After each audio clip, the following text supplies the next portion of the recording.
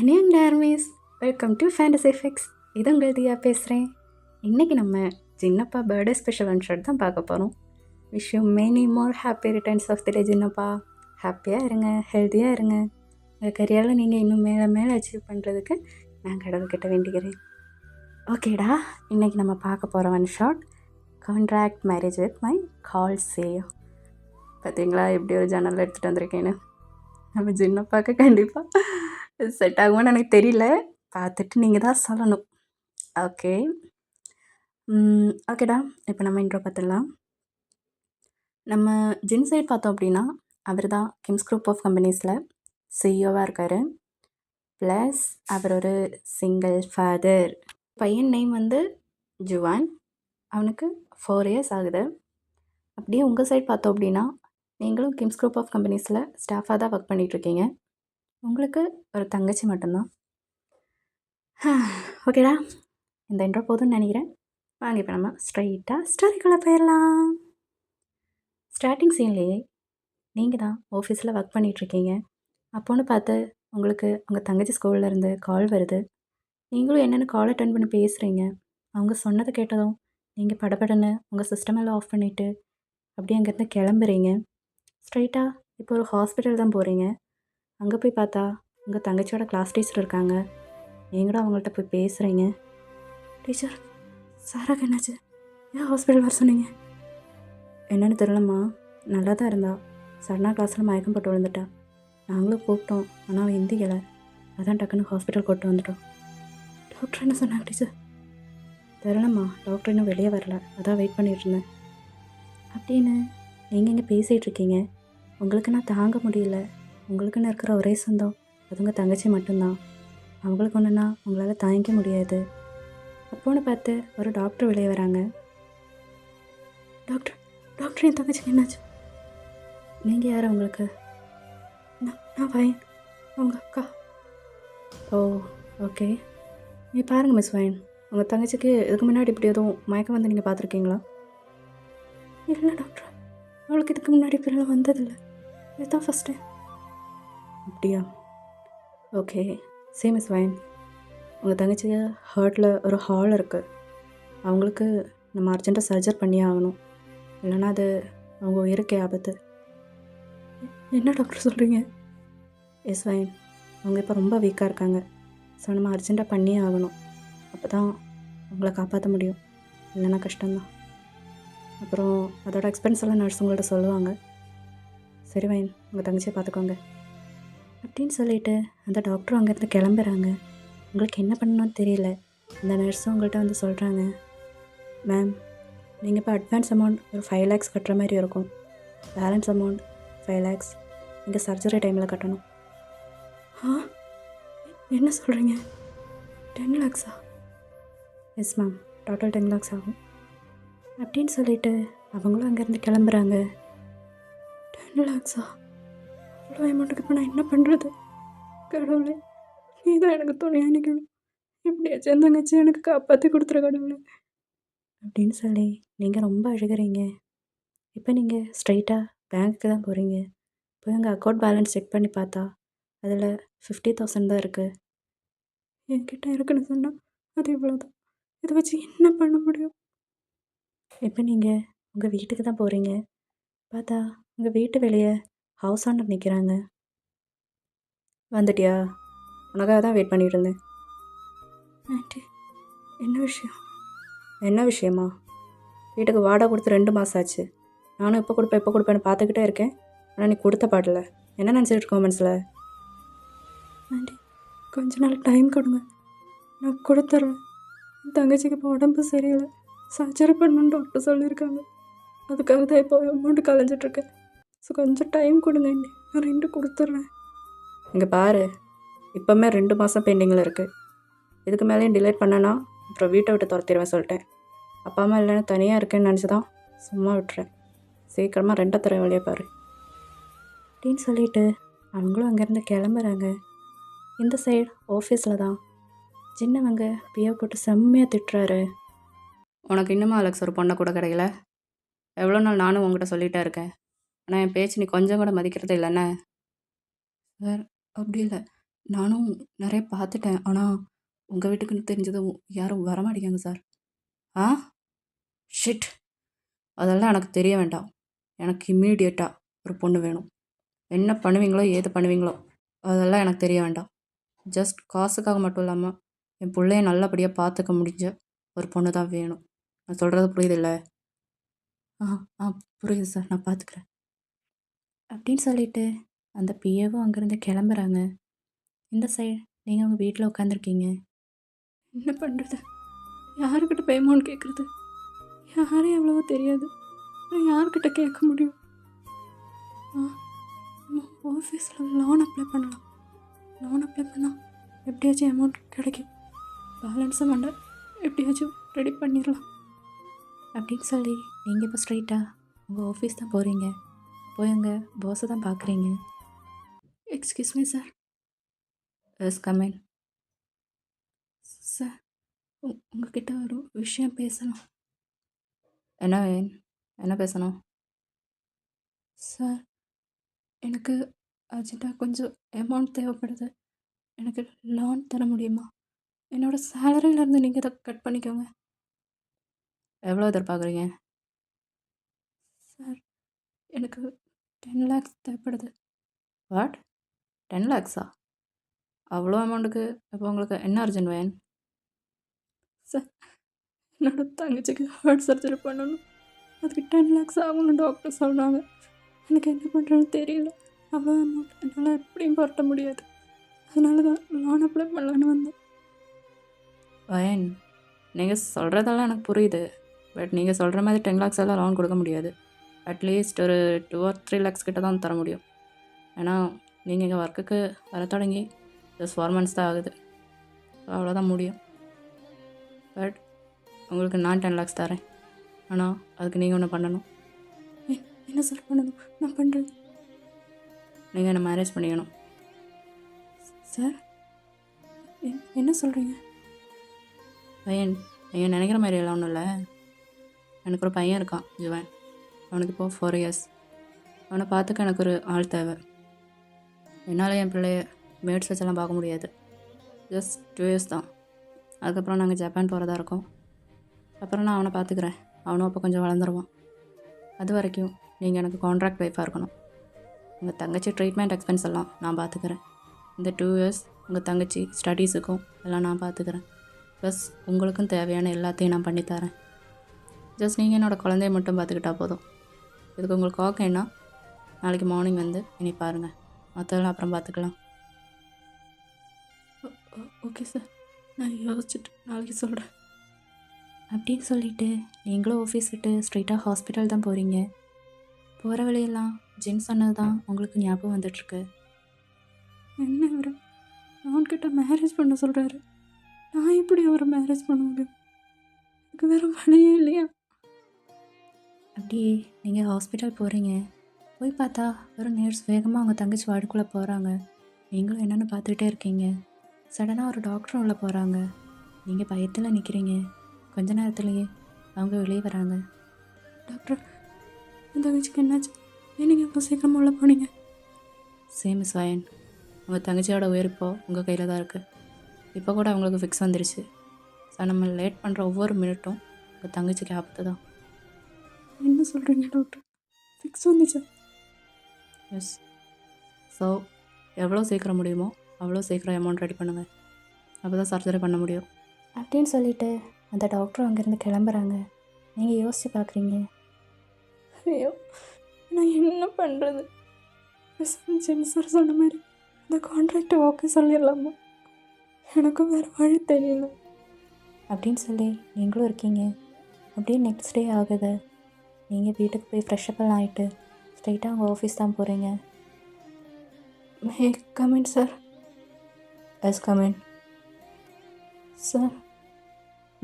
சொல்லுங்கள் வேன். நான் சொன்னேன் என்னாச்சு? டிசைட் பண்ணிட்டீங்களா என்ன?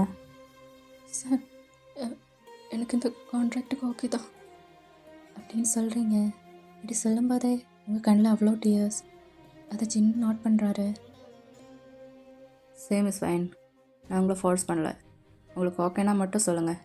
இல்லைனா இப்போவுமே அதை கூட கேன்சல் பண்ணிடலாம். நான் வேறு யாராச்சும் பார்த்துக்கிறேன். இல்லை சார், அதெல்லாம் ஒன்றும் இல்லை, எனக்கு ஓகே தான். ம், ஓகே. தென் இதில் சைன் பண்ணுங்கள். நீங்களும் சைன் பண்ணுறீங்க. Okay fine. இப்போ நான் ரூல்ஸ் எல்லாம் சொல்லிடுறேன். நீங்கள் ஃபுல் டைம் ஜுவான் கூட தான் இருக்கணும். அவன் ஸ்கூல் போகிற பையன். அவன் மார்னிங் கூப்பிட்டு போகிறதும் அப்புறம் ஈவினிங் ரிட்டர்ன் கூப்பிட்டு வரதும் எல்லாம் நீங்கள் தான் பார்த்துக்கணும். அப்புறம் மேரேஜ் ஆச்சுன்னு சொல்லி என்னோடய பர்சனல் லைஃப்குள்ளே நீங்கள் வரக்கூடாது. நானுமே வரமாட்டேன். பட் இந்த 2 இயர்ஸ் நீங்கள் எந்த ஒரு ரிலேஷன்ஷிப்லேயும் இருக்கக்கூடாது. அப்புறம் நீங்கள் ஆஃபீஸ் வரணும்னு இல்லை. உங்களுக்கு மந்த்லி ஒரு அமௌண்ட் நான் உங்கள் அக்கௌண்ட்டில் தரேன். உங்கள் தங்கச்சி நம்ம கூட இருக்க முடியாது. அதுக்கு நீங்கள் ஏதாச்சும் பண்ணிக்கோங்க. பட் உங்கள் தங்கச்சி செலவெல்லாம் நான் பார்த்துக்கிறேன். சார், என் தங்கச்சியை நான் வேறு எங்கே விட முடியும்? அவளுக்கு என்னை விட்ட யாருமே இல்லை. அயன், உங்கள் தங்கச்சி கியூர் ஆகிற வரைக்கும் நம்ம கூட இருக்கலாம். அதுக்கப்புறம் ஏதாச்சும் ஹாஸ்டலில் சேர்த்து படிக்க வைக்கலாம். அதையும் நானே பண்ணிக்கிறேன். அண்ட் லாஸ்ட், ரொம்ப இம்பார்ட்டண்ட்டான விஷயம், இந்த கான்ட்ராக்டெல்லாம் நம்ம 2 பேரும் பொறுத்து மட்டும்தான். வெளியே வந்தால் நம்ம ஹஸ்பண்ட் அண்ட் ஒய்ஃப் தான். எல்லோரும் முன்னாடியும் நீங்கள் அப்படி தான் நடிச்சாகணும். Okay sir. அப்படின்னு சொல்கிறீங்க. ஸோ நெக்ஸ்ட் டே சாராக்கு சர்ஜரிக்கான அமௌண்ட் ஃபுல்லாக ஜின் செட்டில் பண்ணிடுறாரு. 2 டேஸ்லேயே சாராக்கு சர்ஜரி நடக்குது. அட் த சேம் டைம் உங்களுக்கும் ஜின்னுக்கும் இங்கே மேரேஜ் நடக்குது. மேரேஜும் நல்லபடியாக நடந்து முடியுது. நீங்கள் மேரேஜ் ஆன கையோட ஸ்ட்ரெயிட்டாக ஹாஸ்பிட்டல் தான் வரீங்க. வந்து பார்த்தா சாராக்கும் நல்லபடியாக சர்ஜரி எல்லாம் முடிஞ்சிருக்கும். நல்ல வேலை, நீங்கள் கரெக்ட் டைமுக்கு அமௌண்ட் கட்டிட்டீங்க. இப்போ அவங்க தங்கச்சி டேஞ்சர் ஃப்ரான்லேருந்து தாண்டிட்டாங்க. இனிமேல் நீங்கள் பயப்பட வேண்டாம், அவங்க சேஃப் தான். Thank you so much doctor. அப்படின்னு சொல்கிறீங்க. அப்படி தாண்டா டேஸஸ் எல்லாம் ஸ்கிப் ஆகிட்டுருக்கு. இங்கே உங்கள் தங்கச்சி ஜின் வீட்டில் தான் இருக்கா. நீங்களும் சாராவை நல்லபடியாக பார்த்துக்கிறீங்க. அதே மாதிரி ஜுவானும் உங்கள் கூட நல்லா ஜெல்லாயிட்டான். அப்படி தான் ஒரு 2 months போயிருக்கும். இப்போ சாரா ஃபுல்லாக க்யூர் ஆகிட்டா. ஸோ ஜின் சொன்ன மாதிரியே ஒரு ஹாஸ்டலில் சாராவை சேர்த்து படிக்க வைக்கிறான். பட் உங்கள்கிட்ட எப்பயும் ஜின் கோல்டாக தான் இருப்பான். நீங்கள் ஜின்னுக்கு ரொம்ப பயப்படுவீங்க. ஏன்னா என்ன ஒன்றுனாலும் அவன் உங்கள்கிட்ட எரிஞ்செறிஞ்சு தான் விழுவான். அப்படியே தான் ஒன் டே ஒரு ஈவினிங் நீங்கள் ஜுவானுக்கு கிச்சனில் ஸ்நாக்ஸ் எடுத்துகிட்ருக்கீங்க. அப்போ ஜுவானும் ஹாலில் தான் ஓடி விளாண்டுட்டு இருந்திருப்பான். சடனாக அவன் கீழே விழுந்துடலாம். அந்த டைம் பார்த்து ஜின்னும் வீட்டுக்கு வந்திருப்பான். நீங்கள் போய் தூக்குறதுக்குள்ளேயே ஜின் வந்து தூக்கிடுவான். இதுதான் நீ பிள்ளைய பார்த்துக்கிற லட்சணமா? இல்லைங்க, நான் இப்போ தான் உள்ள போனேன். ஹேய், ரீசன் எல்லாம் என்கிட்ட சொல்லிட்டு இருக்காத. நீ எதுக்கு இந்த வீட்டுக்கு வந்தேன்னு உனக்கு தெரியுமில்ல? அந்த வேலையை பார்க்காம என்ன கிழிச்சிட்டு இருந்த நீயே? இல்லைங்க, அவன் இப்போ தான் ஸ்கூலில் விட்டு வந்தான். அதான் அவனுக்கு பசிக்குமேனு ஸ்நாக்ஸ் எடுக்க போயிருந்தேன். அப்போ தான் விழுந்துட்டேன். ஐயன், நீ டென்ஷன் ஆகாத சொல்லிட்டேன். ஏன் அதுக்கு மேட்ஸ் எல்லாம் இருக்காங்கல்ல, அவங்க பார்க்க மாட்டாங்களா? இல்லைங்க, அவங்கெல்லாம் அப்பமா கிளம்பிட்டாங்க. இங்கே பாரு வயன், எனக்கு என் புள்ள தான் முக்கியம். நீ அவனை நல்லபடியாக பார்த்துப்பேன்னு நம்பி தானே உங்ககிட்ட விட்டுட்டு போகிறேன். ஆனால் நீயே அவனை பார்க்காம இவ்வளோ கேர்லெஸ்ஸாக இருக்க. அப்படி என்ன தான் பண்ணட்டும்? ஆ, சாரிங்க, இனிமேல் இப்படி நடக்காமல் நான் பார்த்துக்கிறேன். இந்த ஒரு டைம் மன்னிச்சுக்கோங்க ப்ளீஸ். அப்படின்னு சொல்லி நீங்களும் சொல்கிறீங்க. அப்போ சடனாக ஜுவான் சொல்கிறான், எதுக்கு டாடி அம்மாவை திட்டிகிட்டே இருக்க? நான் தான் தெரியாமல் விழுந்துட்டேன். எனக்கு பசிக்குதுன்னு நான் தான் அம்மாட்ட ஸ்நாக்ஸ் கேட்டேன். அவங்க மேலே எந்த தப்பும் இல்லை. ஜுவான் இப்படி சொன்னதும் ஜின் அப்படியே ஷோக்கில் அவங்கள பார்க்குறான். அதே மாதிரி தான் நீங்களும் ஷோக்காகி நிற்கிறீங்க. ஏன்னா நீங்கள் அந்த வீட்டுக்கு வந்ததுலேருந்தே ஜுவான் உங்களை வயன்னு தான் கூப்பிட்ருப்பான். ஃபஸ்ட் டைம் அவன் அம்மான்னு சொல்கிறான். ஜின்னுக்கு அதை கேட்ட பிறகு ஒன்றுமே பேச முடியல. அவன் ஜுவானை இறக்கி விட்டுட்டு ரூமுக்கு தான் போகிறான். போய் அவன் கபோர்டில் இருந்து ஒரு ஃபோட்டோ எடுத்து பார்த்து ரொம்ப அழுகிறான். வேற, நீ இறந்தப்போ கூட நான் அழுகலடி. அவ்வளோ கஷ்டமாக இருந்தப்போ கூட நான் அழலை. ஏன்னா அவன் என் கையில் நம்ம புள்ள இருந்தான். அப்போ அவனுக்கு ஒன்றுமே தெரியாது, 2 வயசு தான். அவன் என்ன பார்த்து அப்போ கூட சிரிச்சுட்டு தான் இருந்தான். ஆனால் இன்றைக்கி உன் பையனை அம்மானு சொல்லும்போது என்னால் என்னோட அழுகையை கண்ட்ரோல் பண்ண முடியலடி. நீ இப்போ இருந்திருந்தா அவன் ஒன்று தானே அம்மானு கூப்பிட்ருப்பான். ஏன்டி எங்களை விட்டு போனேன், ஏன் விட்டு போனேன் அப்படின்னு சொல்லி அந்த ஃபோட்டோவை ஹக் பண்ணி ரொம்ப அழுகிறார் அந்த மனுஷன். இப்படி தான் உங்களுக்கு டேஸஸ் எல்லாம் ஸ்கிப் ஆகுது. ஒவ்வொரு நாளும் நீங்கள் ஜுவான் கூட ரொம்ப க்ளோஸ் ஆகிட்ருக்கீங்க.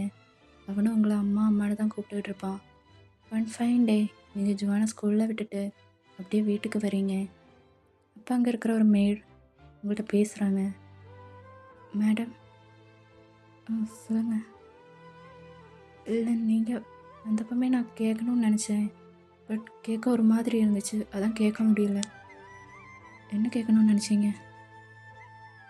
இல்லை சடனாக சார் ஒரு நாள் உங்களை ஒய்ஃப்னு சொல்லி கூப்பிட்டு வந்துட்டாரு. ஆனால் அவர் அப்படி இவ்வளோ சீக்கிரம் சேஞ்ச் ஆகிற ஆள் கிடையாது. அதான் நீங்கள் எப்படி அவரை சேஞ்ச் பண்ணீங்கன்னு தான். என்ன சொல்கிறீங்க நீங்கள்? சடனாக சேஞ்ச் ஆகிற ஆள் கிடையாதா? என்ன சொல்ல வரீங்க? இல்லை மேடம், அவரோட ஒய்ஃப் இறந்த டைமில் இருந்து தான் அவர் இப்படி மாறிட்டார். இதுக்கு முன்னாடி நல்லா கலகலன்னு தான் இருப்பார். எப்போயும் அவர் அப்பா அம்மா கூட இல்லைனா அவர் ஒய்ஃப் கூட ஏதாச்சும் காமெடி பண்ணிகிட்டே தான் சிரிச்சிட்டு இருப்பார். எப்போ அவர் ஒய்ஃப் இருந்தாங்களோ அன்றைக்கி சார் ஃபுல்லாக சேஞ்ச் ஆகிட்டார். என்ன சொல்கிறீங்க? எப்படி இருந்தாங்க அவங்க ஒய்ஃப்? யாரா மேடம், ரொம்ப நல்லவங்க. சார் கூட காலேஜில் ஒன்றா படித்தாங்க. அப்படி அவங்க லவ் பண்ணி தான் மேரேஜ் பண்ணாங்க.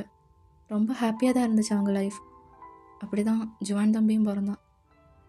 ரொம்ப நல்லா தான் போயிட்டு இருந்துச்சு. சடனாக ஒரு நாள் சாருக்கும் மேடமுக்கும் பெரிய சண்டை. யாரா மேடமோட தம்பியால் தான். அந்த சண்டையில் யாரா மேடம் வீட்டை விட்டு வெளியே போயிட்டாங்க. போனவங்க அப்புறம் போனமாக தான் வீட்டுக்கு வந்தாங்க. போன வேகத்தில் ஒரு லாரி வந்து அடிச்சிருச்சு அவங்கள. ஸ்பாட்லேயே அவங்க இறந்துட்டாங்க. அதில் இருந்து தான் சாருக்கு இவ்வளோ கோவம். யார்கிட்டையும் பேசுகிறதில்ல. அவர் அப்பா அம்மாவை கூட சண்டை போட்டு அனுப்பிட்டார். அதிலேருந்து அவர் அப்படி தனியாக தான் இருக்கார் மேடம். அப்போ தான் சடனாக நீங்கள் வந்தீங்க. எப்படி கலகலன்னு இருந்த வீடு தெரியுமா மேடம் இது? என்ன பண்ணுறது? இந்த கடவுளுக்கு அது பொறுக்கலை போல. என்ன பண்ண முடியும்? அப்படின்னு சொல்லிட்டு அவங்க அங்கேருந்து போகிறாங்க. நீங்கள் அதே தான் யோசிச்சுட்ருக்கீங்க. ஓ, இதுதான் நடந்ததா? ஏன் நம்ம பழைய மாதிரி அவரை மாற்றக்கூடாது? அப்படி தான் நீங்கள் நைட்டு ஜுவானை தூங்க வச்சுட்டு ஜின்னோட ஆஃபீஸுக்கு தான் போகிறீங்க. வீட்டுக்குள்ளேயே சின்னதாக ஒரு ஆஃபீஸ் மாதிரி இருக்கும், அங்கே தான் போகிறீங்க. போய் பார்த்தா ஜின் ஃபுல்லாக குடிச்சிட்டு கீழே படுத்துருக்காரு. ஐயோ, என்ன இவர் குடிச்சிட்டு இப்படி படுத்து கிடக்காரு? என்னங்க என்னங்க, எந்திரிங்க, ரூமுக்கு போய் படுங்க அப்படின்னு சொல்லி நீங்கள் அவர் அப்படியே கைத்தாங்களா அவர் ரூமுக்கு தான் கூப்பிட்டு போகிறீங்க. போய் பெட்டில் படுக்க வச்சு பெட்ஷீட்டெல்லாம் கவர் பண்ணிவிட்டு அப்படியே திரும்புகிறீங்க. சடனாக இந்த மனுஷன் உங்கள் கையை பிடிச்சி இழுத்து பெட்டில் போடுறாரு. என்னங்க, என்ன பண்ணுறீங்க? கையை விடுங்க. யாரா? என்னடி என்னை விட்டு தள்ளி போகிற? எவ்வளோ நாள் எங்கடி இருந்தேன்? எவ்வளோ கஷ்டப்பட்டேன்னு உனக்கு தெரியுமா? என்னங்க, எனக்கு விடுங்க, நான் பையன். யாராக்க இல்லை. யாரா? லவ் யூ டி, என்கிட்ட எங்கேயும் போகாதடி அப்படின்னு சொல்லி உங்களை ரொம்ப டைட்டாக ஹக் பண்ணுறாரு. உங்களுக்கும் என்ன பண்ணுறதுன்னு தெரியல. அவரை பேக் ஹக் பண்ணுறீங்க. சடனாக அவர் உங்களை இப்போ கிஸ் பண்ணுறாரு.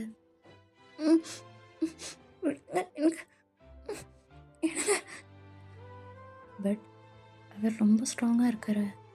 உங்களை ஃபோர்ஸ் பண்ணிகிட்டே இருக்காரு. கிஸ் மட்டும் இல்லாமல் உங்கள் ட்ரெஸ்ஸெல்லாம் ஃபோர்ஸ்ஃபுல்லாக ரிமூவ் பண்ணிவிட்டு உங்கள் கூட அப்படி இருக்க ஸ்டார்ட் பண்ணுறாரு. நீங்களும் ரொம்ப ஸ்ட்ரகிள் பண்ணுறீங்க. பட் உங்களால் முடியல. அப்படி தான் நெக்ஸ்ட் டே ஆகுது. ஜின் தான் ஃபஸ்ட் கண்ணு முடிச்சு பார்க்குறாரு. பார்த்தா உங்களை அவர் டைட்டாக பேக் ஹக் பண்ணி படுத்துருக்காரு. ஷிட், ஜின் என்ன பண்ணி வச்சிருக்க? வயன் வயன், என்னங்க, என்னாச்சு? என்னடி இது? என்னங்க, ஏன் கோவப்படுறீங்க? என்னாச்சு? என்ன எனக்கு தெரியலையா? நீ நீ எப்படி இங்க? நேற்று இப்படி இதெல்லாம் நடந்துச்சு. என்னங்க, நீங்கள் தான் அப்படி? நான் தான் போதையில் ஏதோ பண்ணிட்டேன். உனக்கு எங்கே போச்சு அறிவு? ஓஹோ, அதான் அவனே வரானே, இதான் சான்ஸை நல்லா யூஸ் பண்ணிட்ட போல. என்ன? சரி, அசிங்கமாக பேசாதீங்க. எனக்கு அந்த மாதிரியெல்லாம் எந்த ஒரு நோக்கமும் கிடையாது. நேற்று நான் ரொம்ப ஸ்ட்ரகிள் பண்ணேன். பட் நீங்கள் தான் ரொம்ப ஃபோர்ஸ் பண்ணீங்க. தயவு செஞ்சு என் கேரக்டர் தப்பாக பேசாதீங்க அப்படின்னு சொல்லிட்டு நீங்கள் இந்த ரூமை விட்டு கிளம்புறீங்க. அதுலேருந்தே நீங்கள் ஜின் கூட அவ்வளோ பேசியிருக்க மாட்டீங்க. ஜின்னுக்குமே புரியுது நம்ம அன்றைக்கி அப்படி பேசுனதால தான் நீங்கள் பேச மாட்டேங்கிங்கன்னு. இப்படியே ஒரு 2 months ஸ்கிப் ஆகிருக்கும். பட் டேஸஸ் போக போக என்னால் உங்கள் கூட பேசாமல் இருக்க முடியல. அப்படி தான் ஒரு நாள் உங்கள்கிட்ட பேசியே ஆகணும்னு சொல்லி வீட்டுக்கு தான் வராரு. ஆனால் நீங்கள் வீட்டில் இல்லை. இப்போ தான் நீங்கள் ஜுவானை கூட்டிட்டு ஸ்கூலுக்கு போயிருக்கீங்கன்னு மேட் சொல்கிறாங்க. சரின்னு சொல்லி உங்களை பிக்கப் பண்ணலான்னு ஜென் ஸ்கூலுக்கு தான் வந்துகிட்டு இருக்கான். பார்த்தா நீங்களும் ஜுவானும் ரோட் க்ராஸ் பண்ண போகிறீங்க. ஜென்னும் அதை பார்க்குறான். நீங்கள் க்ராஸ் பண்ணும்போதே பாதியிலேயே உங்களுக்கு மயக்கம் வந்து கீழே விழுக போகிறீங்க. பார்த்தா ஆப்போசிட்டில் ஒரு கார் ஸ்பீடாக வருது. நீங்கள் அதை பார்த்து ரியலைஸ் பண்ணதும் ஜுவானை பிடிச்சி அந்த சைட் தள்ளி விடுறீங்க. அந்த கார் உங்களை அடிச்சிருது. நீங்களும் ரோட்டில் வந்து விழுகிறீங்க. ரொம்ப அடிபட்டிருக்கு உங்களுக்கு. ஜின்னால் இதை ஏற்றுக்கவே முடியல. அப்படியே காரை விட்டு ஓடி உங்கள் பக்கத்தில் தான் வரான். வயன் வயன் கண்ணு முடிச்சு பாரு, கண்ணு முடிச்சு பாருடி வயன். அம்மா எந்திரிங்க அம்மா, ஏம்மா கண்ணை திறக்க மாட்டீங்க, எந்திரிங்க அம்மா. பட் நீங்கள் கண்ணை முடிச்சு பார்க்கவே இல்லை. சடனாக ஆம்புலன்ஸுக்கு கால் பண்ணி உங்களை ஹாஸ்பிட்டல் தான் கூப்பிட்டு போகிறாங்க. கண்ணு முடிச்சு பாருடி வயன், ஏன் யாரா என்னை விட்டு போன மாதிரி நீ போயிடாதடி ப்ளீஸ் வயன் அப்படின்னு சொல்லி சின்ன ரொம்ப அழுகிறாரு. உங்களை ஹாஸ்பிட்டலில் கொண்டு போய் சேர்த்துட்டாங்க. உங்களுக்கு ட்ரீட்மெண்ட் போயிட்டுருக்கு. கொஞ்ச நேரத்துலேயே ஒரு டாக்டர் வெளியே வராங்க. எங்கள் பேஷண்ட்டோட ஹஸ்பண்ட் யார்? டாக்டர் நான் தான். வயனுக்கு என்னாச்சு? ஓகே தானே? யா ஷீஸ் ஃபைன் நவ். பட் என்னாச்சு டாக்டர் சொல்லுங்கள். அவங்க வயிற்றில் இருந்த குழந்தைய எங்களால் காப்பாற்ற முடியல. வாட்? அவ ப்ரெக்னெண்ட்டாக இருந்தாளா? எஸ், அவங்க ப்ரெக்னெண்ட்டாக இருந்தாங்க. பட் அந்த குழந்தைய காப்பாற்ற முடியல. ஜென்னால் ஒன்றும் பேச முடியலை. அப்படியே உடஞ்சி போயிட்டாரு. அங்கேயே உட்காந்து ஜுவானை ஹக் பண்ணி ரொம்ப அழுகிறாரு. கொஞ்ச நேரத்துலேயே நீங்கள் கண்ணை முழிச்சிட்டீங்க. ஜென் ஜுவானை தூக்கிட்டு உங்களை தான் பார்க்க வரான். என்னங்க என்னடி இதெல்லாம்? என்னங்க எது? எனக்கு ஒன்றும் இல்லை. எதுக்கு அழுகிறீங்க? நீ ப்ரெக்னெண்ட்டாக இருந்தியா? ம், ஆமாங்க. என்னாச்சு என்னாச்சு என் குழந்தைக்கு? அப்புறம் ஏண்டி என்கிட்ட சொல்லலை? எனக்கு பயமாக இருந்துச்சுங்க. அன்றைக்கி அது நடந்தப்போ கூட உங்களுக்கு அவ்வளோ கோவம் வந்துருச்சு. இதில் நான் ப்ரெக்னெண்ட்னு தெரிஞ்சா இன்னும் கோவப்படுவீங்கன்னு நான் சொல்லலை. ஆமாம், என் குழந்தைக்கு என்னாச்சு? ஓகே தானே? இல்லைம்மா, குழந்தை ஆக்சிடெண்ட்டில் அபார்ஷன் ஆயிடுச்சு. உங்களுக்கு இது கேட்டதும் தாங்க முடியல. ரொம்ப அழுகிறீங்க. ஜென் தான் உங்களை பேம்பர் பண்ணுறாரு. இப்படி தான் கொஞ்சம் டேஸஸ் எல்லாம் ஸ்கிப் ஆகுது. இப்போ நீங்கள் ஜென் கூட பெட்டில் ஹக் பண்ணி படுத்துருக்கீங்க. வேன் லவ் யூ டூ. ஓகேடா மிஸ், உங்களுக்கு இது பிடிச்சிருக்குன்னு நம்புகிறேன். பிடிச்சிருந்தா லைக் பண்ணி சப்போர்ட் பண்ணுங்கடா. And once more many more happy returns of the day Jinnappa. ஹாப்பியாக இருங்க, ஹெல்த்தியாக இருங்க. நீங்களும் தாண்டா மிஸ், ஹாப்பி அண்ட் ஹெல்த்தியாக இருங்க. நெக்ஸ்ட் வீடியோவில் மீண்டும் உங்களை சந்திக்கும் வரை உங்களிடமிருந்து விடைபெறுவது உங்கள் தியா.